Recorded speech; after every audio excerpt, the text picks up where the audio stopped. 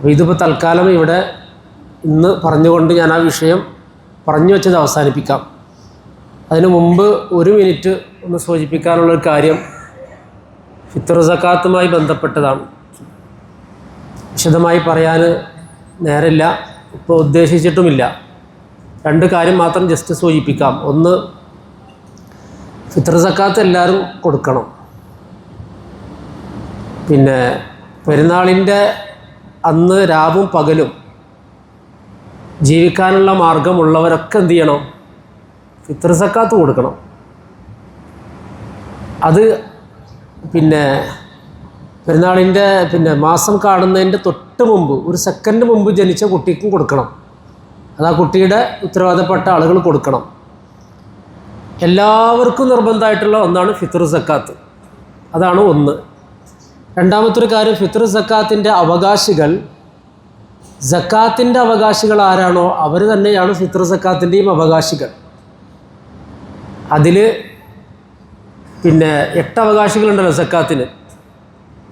അതിൽ ആദ്യത്തെ 2 അവകാശികളാണ് ഫിത്ർ സക്കാത്തിൽ പ്രധാനമായിട്ട് വരിക, ഫക്കീറന്മാരും മിസ്കീന്മാരും.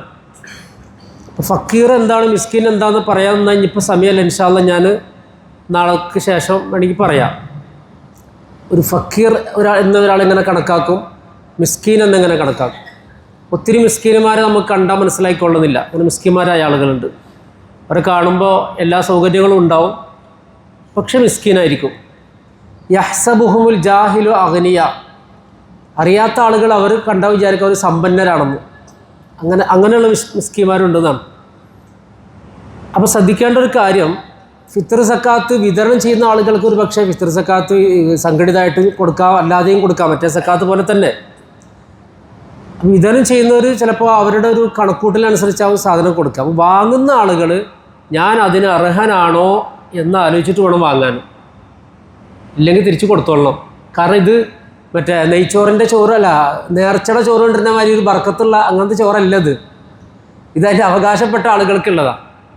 അപ്പം ഞാൻ അവകാശപ്പെട്ടവനല്ലെങ്കിൽ ഞാൻ വാങ്ങരുത്. ഇനിയിപ്പോൾ അവർ കാട്ടിയാൽ പോലും ഞാൻ അതിന് അർഹനല്ലാത്ത ഒരാൾ വാങ്ങിയാൽ എന്തായിരിക്കും അവസ്ഥ? ഓക്കെ, നിങ്ങൾ മിസ്കീനാണോ വാങ്ങിക്കാം. മിസ്കീൻ ആരാന്ന് ഞാൻ ഇൻഷാ അല്ലാഹ് പിന്നെ പറയാം.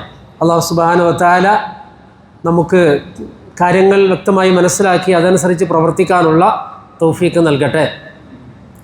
ഇപ്പം നമ്മൾ പറഞ്ഞത് ഖുർആനിലെ ഒരു സൂറത്തിലെ ഒരു ആയത്താണ്. ഏതാണ് സൂറത്ത് എന്ന് ആരെങ്കിലും ഒന്ന് പറയാമോ? കുറേ ദിവസമായാലും ഞാൻ പറയാൻ തുടങ്ങിയിട്ട്. മാഇദ. ഒരാൾ പറഞ്ഞാൽ തന്നെ എല്ലാവരും പറഞ്ഞ പോലെ ആയിരുന്നു. ഫർദ് കിഫായാണ്. മാഷാ അല്ലാഹ്. സൂറത്തുൽ മാഇദയിലെ എത്രാമത്തെ ആയത്തായിരുന്നു എന്ന് ഓർമ്മയുണ്ട് ആർക്കെങ്കിലും? 35-ാമത്തെ ആയത്ത്. മാഷാ അല്ലാഹ്. സൂറത്ത് മാഇദയിലെ 35-ാമത്തെ ആയത്താണ് ഇത്രയും ദിവസം നമ്മൾ പറഞ്ഞത്. ഞാനൊന്ന് ഓതാം. യാ അയ്യുഹല്ലദീന ആമനുത്തഖുല്ലാഹ് വബ്തഗൂ ഇലൈഹിൽ വസീല വജാഹിദു ഫീ സബീലിഹി ലഅല്ലക്കും തുഫ്ലിഹൂൻ.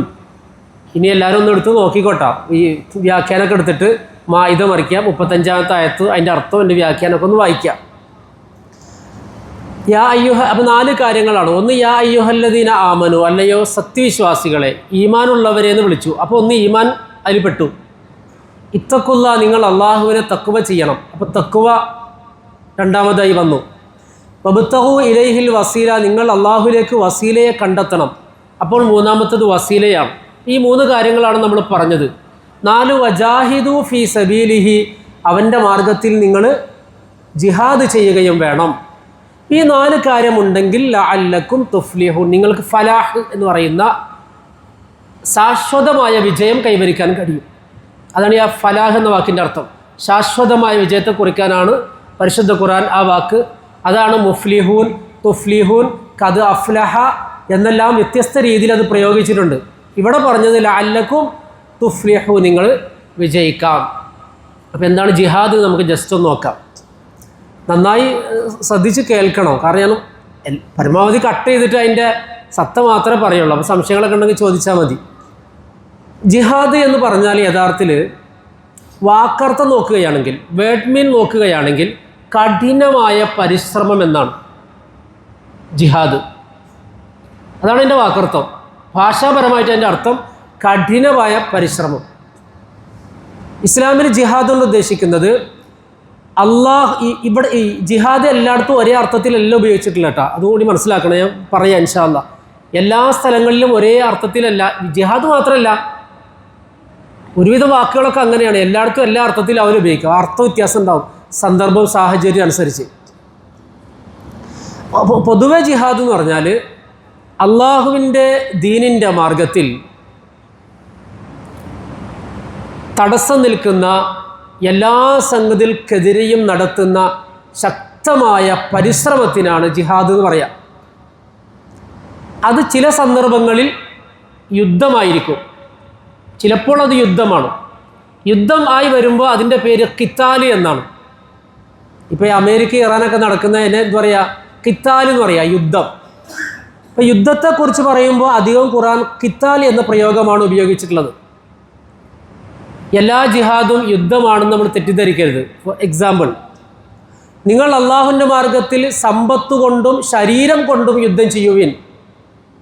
എത്ര സ്ഥലത്ത് അള്ളാഹു തആല പറഞ്ഞ് ബി അംവാലിക്കും വ അൻഫുസിക്കും, നിങ്ങളുടെ സമ്പത്ത് കൊണ്ടും ശരീരം കൊണ്ടും നിങ്ങൾ ജിഹാദ് ചെയ്യുവിൻ.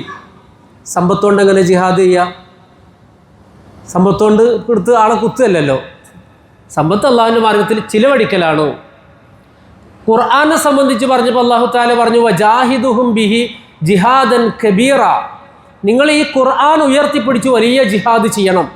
ഖുർആൻ ബോംബൊന്നുമല്ലല്ലോ, ഖുർആൻ വാളല്ലല്ലോ, ഖുർആൻ AK-47 അല്ലല്ലോ. ഖുർആൻ കൊണ്ട് ജിഹാദ് ചെയ്യുക എന്ന് പറഞ്ഞാൽ ഖുർആൻ്റെ പ്രചാരകരായി മാറണം എന്നുള്ളതാണ്. ഖുർആൻ അനുസരിച്ച് ജീവിക്കുകയും അത് സമൂഹത്തിൽ പ്രചരിപ്പിക്കുകയും ചെയ്യണം എന്നതാണ് ഖുർആൻ കൊണ്ടുള്ള ജിഹാദ് എന്ന് പറഞ്ഞാൽ. അപ്പോൾ നമ്മൾ നടത്തുന്ന അള്ളാഹുവിൻ്റെ ദീനിൻ്റെ മാർഗത്തിൽ നടത്തുന്ന എല്ലാ പരിശ്രമങ്ങളെയും എന്തു പറയാം? ജിഹാദ് എന്ന് പറയാം. അത് യുദ്ധത്തിൻ്റെ രൂപത്തിലാണ്, സായുധ സമരമാണെങ്കിൽ അതിന് ഖിത്താൽ എന്ന് പറയും. അത് സ്വന്തത്തോടുള്ള സമരമാണെങ്കിൽ ആ ജിഹാദിനെ തന്നെ മുജാഹദ എന്ന് പറയും.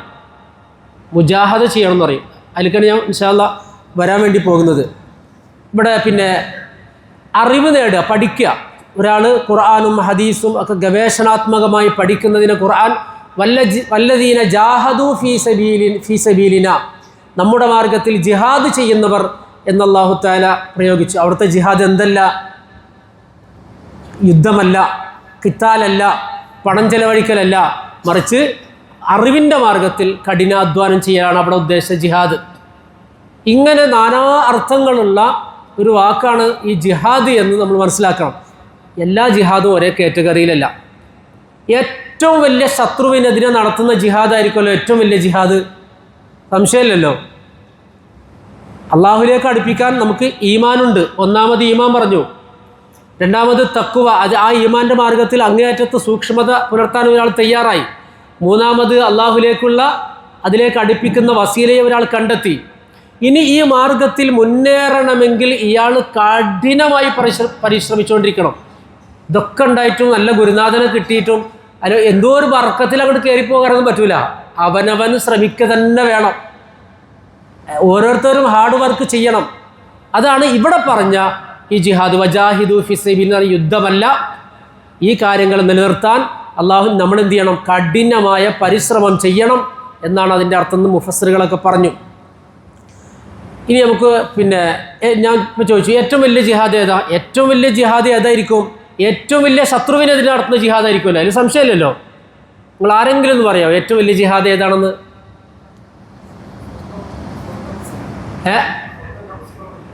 യെസ്, അക്ബറുൽ ജിഹാദി, ജിഹാദുകളിൽ ഏറ്റവും വലുത് ജിഹാദുൻ നഫ്സാണ്.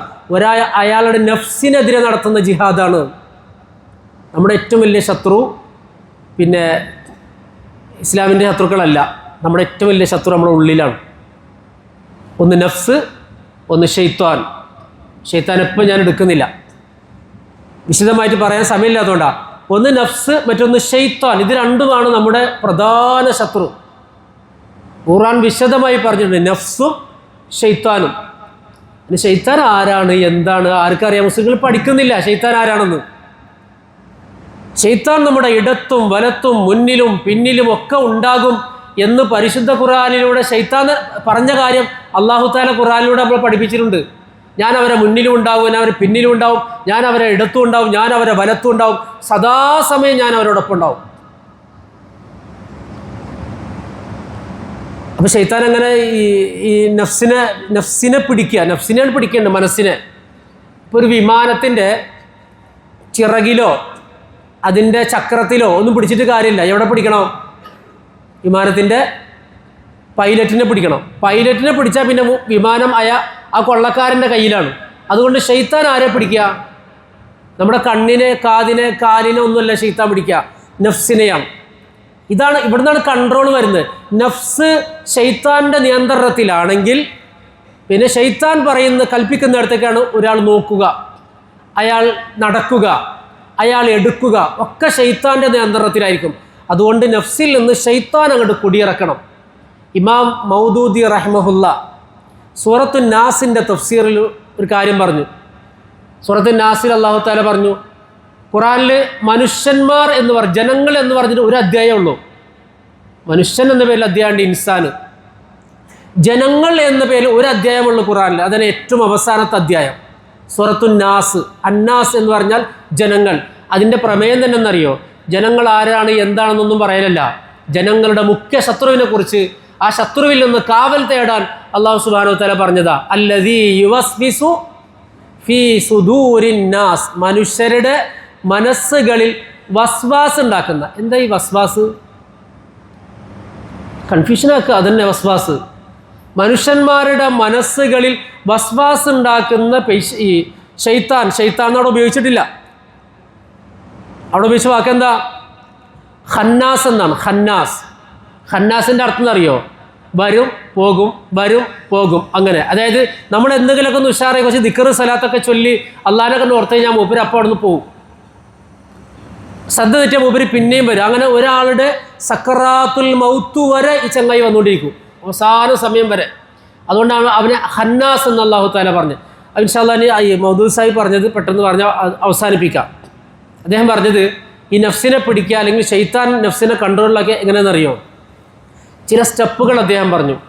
ആദ്യം ഈ പിശാച് ഒരാളെ പിന്നെ കാഫിറാക്കാനോ അല്ലെങ്കിൽ മുശ്രിക്കാക്കാനോ അല്ലെങ്കിൽ നിരീശ്വരവാദിയോ അങ്ങനെയൊക്കെയാണ് ശൈത്താൻ ശ്രമിക്കുക. അതാണ് അവൻ്റെ ആദ്യത്തെ പരിപാടി, ആദ്യത്തെ അടവാണ്. അവനെന്തെങ്കിലും ഇസ്ലാം അല്ലാണ്ടാക്കണം, ഒന്നുകിൽ കാഫിർ അല്ലെങ്കിൽ മുശ്രിക്ക് അങ്ങനെയൊക്കെ ആക്കി മാറ്റും.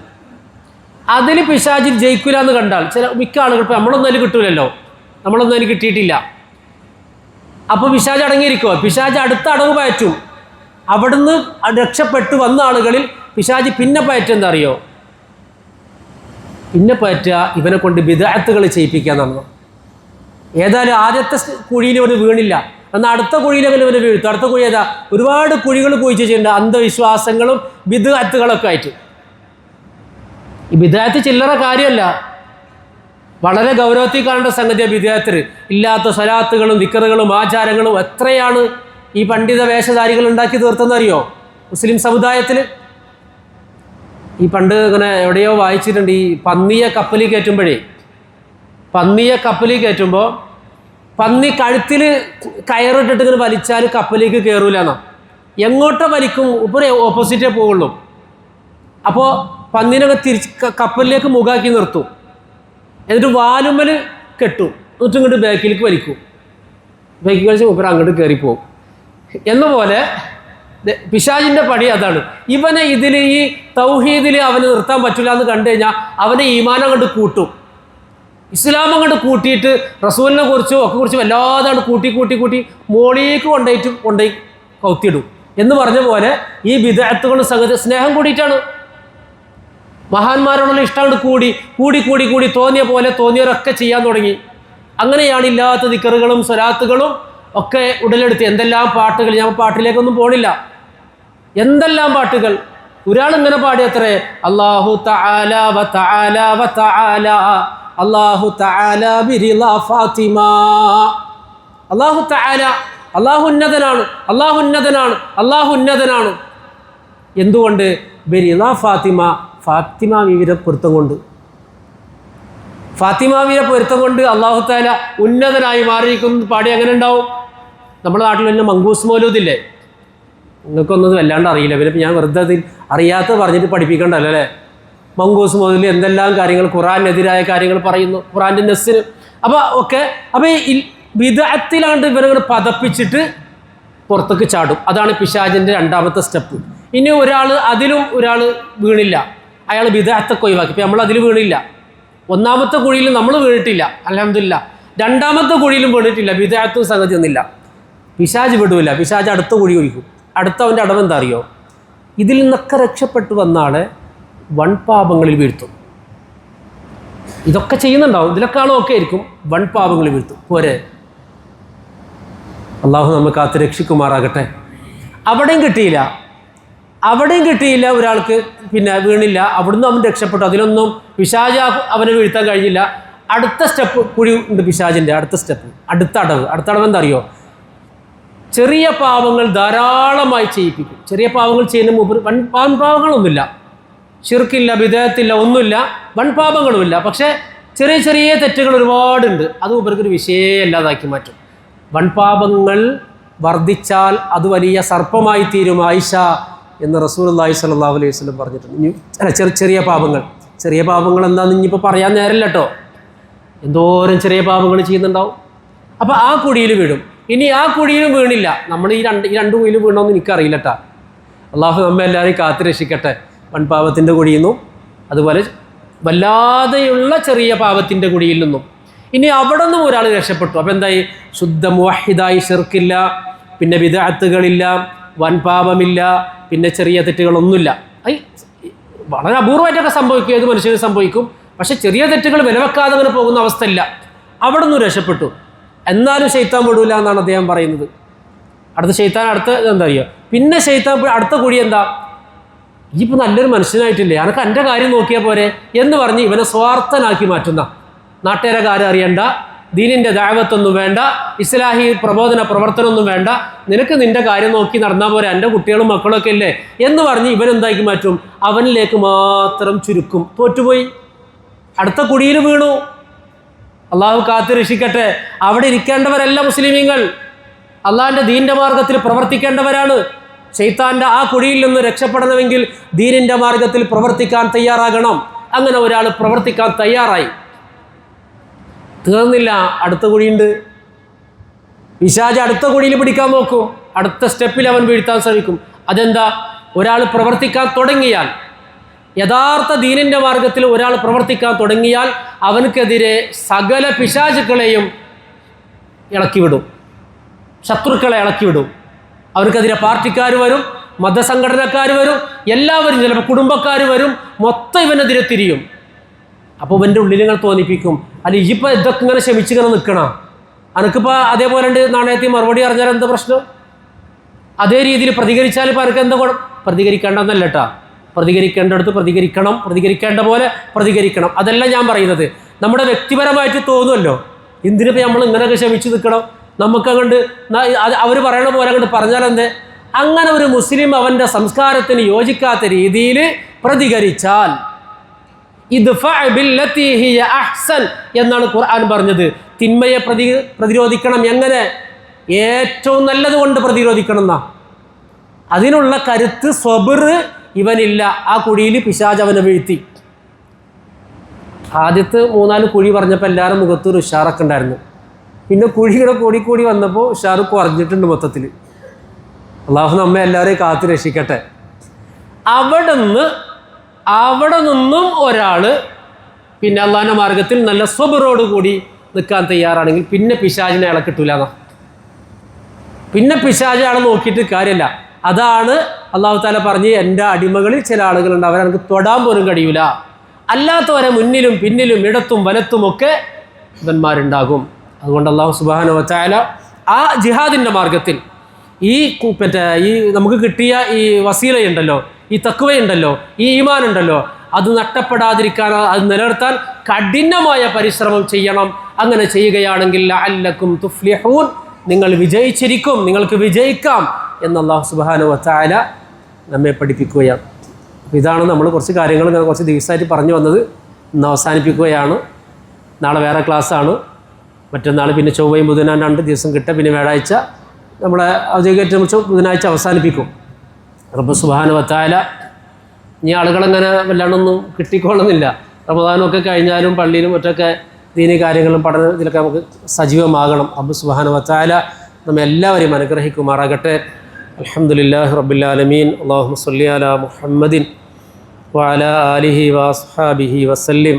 അർഹമർ റഹീമീനായ അല്ലാഹുവേ, ഞങ്ങളുടെ നോമ്പുകളെ, നിസ്കാരങ്ങളെ, ഞങ്ങളുടെ ഖുർആൻ പാരായണത്തെ, ഞങ്ങളുടെ അദ്കാറുകളെ, തസ്ബീഹുകളെ, ഇഅ്തികാഫിനെ എല്ലാം നീ സ്വീകരിക്കണേ റഹ്മാനെ. അല്ലാഹു, ഞങ്ങൾ ദുർബലരാണല്ലോ, ഒരുപാട് വീഴ്ചകൾ, പോരായ്മകളുണ്ട് റബ്ബേ. റഹ്മാനായ റബ്ബേ, നീ പൊറുക്കണേ നീ മാപ്പാക്കി തരണേ റഹ്മാനെ. അല്ലാഹുവേ, ഞങ്ങൾക്ക് ഇനിയുള്ള നാളുകളിൽ കൂടുതൽ വളരെ ജാഗ്രതയോടുകൂടിയ അമലുകളിൽ മുന്നേറാനുള്ള തൗഫീഖ് നീ നൽകണേ റഹ്മാനെ. അല്ലാഹുവേ, ശൈത്വാനിൻ്റെ ശർറിൽ നിന്ന് ഞങ്ങളെ നീ കാക്കണേ റഹ്മാനെ. ഈമാനും തഖ്വയും വസീലയും ജിഹാദും ഒക്കെയുള്ള യഥാർത്ഥ വിജയം കൈവരിക്കുന്ന മുഅ്മിനീങ്ങളിൽ, മുഫ്ലിഹീങ്ങളിൽ അല്ലാഹുവേ ഞങ്ങളെ നീ ഉൾപ്പെടുത്തണേ അല്ലാഹുവേ, ഞങ്ങളെ കറകളഞ്ഞ ഈമാനിൻ്റെ ഉടമകളാക്കണേ തഖ്വ കൈവിടാത്ത മുത്തഖീങ്ങളായ അടിമകളിൽ ഞങ്ങളെ നീ ഉൾപ്പെടുത്തണേ റഹ്മാനെ. അല്ലാഹുവേ, നിന്നിലേക്ക് അടുക്കാനുള്ള വസീലയെ മുറുകെ പിടിക്കാനുള്ള തൗഫീഖ് നീ പ്രദാനം ചെയ്യണം റഹ്മാനെ. അല്ലാഹുവേ, നിൻ്റെ മാർഗത്തിൽ കഠിനമായി പരിശ്രമിക്കുന്ന, പിശാചിൻ്റെ മുന്നിൽ ഒരിക്കലും അടിപതറാത്ത യഥാർത്ഥ മുജാഹിദീങ്ങളിൽ, ഫായിസീങ്ങളിൽ റഹ്മാനായ റബ്ബേ ഞങ്ങളെ നീ ഉൾപ്പെടുത്തണേ അല്ലാഹുവേ, ലൈലത്തുൽ ഖദർ ഏറെ പ്രതീക്ഷിക്കുന്ന, കൊതിക്കുന്ന ആളുകളാണ് ഞങ്ങളൊക്കെ. അല്ലാഹുവേ, ഞങ്ങളെ നീ നിരാശരാക്കരുത് റഹ്മാനെ.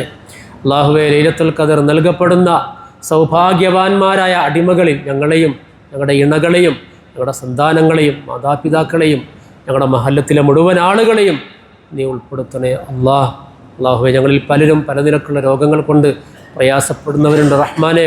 അല്ലാഹുവേ, നീ കാമിലായ ശിഫ നൽകണേ ആജിലായ ശിഫ നൽകണേ റഹ്മാനെ. അല്ലാഹുവേ, വലിയ രോഗങ്ങളെ തൊട്ട് ഞങ്ങളെല്ലാവരും നീ കാക്കണേ റഹ്മാനെ. സാമ്പത്തികമായും ശാരീരികമായും മാനസികമായും തകർന്നു പോകുന്ന എന്തെല്ലാം രോഗങ്ങൾ കാണുന്നു റബ്ബേ, ഞങ്ങളെയും ഞങ്ങളുടെ ഇണകളെയും ഞങ്ങളുടെ മക്കളെയും ഒക്കെ നീ കാത്തു രക്ഷിക്കണേ റഹ്മാനെ. അല്ലാഹുവേ, പൊടുന്നനെയുള്ള മരണത്തെ തൊട്ട് ഞങ്ങളെ നീ കാക്കണേ അല്ലാഹുവേ, ഞങ്ങൾക്ക് ദീർഘായുസ്സും ആഫിയത്തും ഇസ്സത്തും ഈമാനും നീ പ്രദാനം ചെയ്യണം റഹ്മാനെ. അല്ലാഹുവേ, മരിക്കുന്ന സമയം ലാ ഇലാഹ ഇല്ലല്ലാഹ് എന്ന കലിമ ചൊല്ലി പരിപൂർണ്ണ മുസ്ലിമായി ദുനിയാവിൽ നിന്ന് വിട പറയാൻ ഞങ്ങൾക്ക് നീ തൗഫീഖ് നൽകണേ ഞങ്ങളെയും ഞങ്ങളുടെ മാതാപിതാക്കളെയും ഞങ്ങളുടെ ഇണകളെയും ഞങ്ങളുടെ സന്താനങ്ങളെയും ഒക്കെ നിൻ്റെ ജന്നാത്തുൻ നഈമിൽ, നിൻ്റെ ഹബീബ് നബി മുഹമ്മദ് മുസ്തഫ സ്വല്ലല്ലാഹു അലൈഹി വസല്ലം അടക്കമുള്ള അമ്പിയാക്കൾ, ഔലിയാക്കൾ, സ്വാലിഹീങ്ങൾ, ശുഹദാക്കളോടൊപ്പം റഹ്മാനായ റബ്ബേ ഞങ്ങളെ നീ ഒരുമിച്ച് കൂട്ടി അനുഗ്രഹിക്കണേ റബ്ബനാ ആതിനാ ഫിദ്ദുനിയാ ഹസന വഫിൽ ആഖിറതി ഹസനത വഖിനാ അദാബന്നാർ. റബ്ബനാ തഖബ്ബൽ മിന്നാ ഇന്നക അൻതസ് സമീഉൽ അലീം വതുബ് അലൈനാ ഇന്നക അൻതത് തവ്വാബുർ റഹീം. അൽഹംദുലില്ലാഹി റബ്ബിൽ